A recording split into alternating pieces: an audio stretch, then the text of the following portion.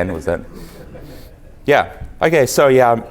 So fast forward, 2009 was when Facebook advertising came out, and because I was doing marketing, I was renting lists and mailing out. By that time, I'd figured out what copywriting was, obviously, and when mailing lists and doing quite well. But it always, because I live in Australia, we always run out of names. It's not like you have America, you have millions of names.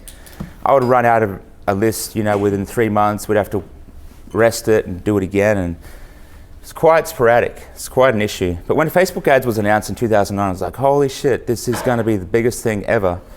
Because just means unlimited data, and be able to target people day in, day out. So I jumped on it from day one. It's 10 years ago now. But there was no support, there was no training, there was no workshops, masterminds, gurus, you name it, there was nothing.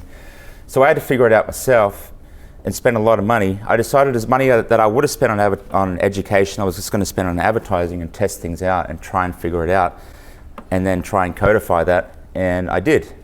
So now we're top 2% of Facebook advertisers, VIP, $2 billion in sales, etc.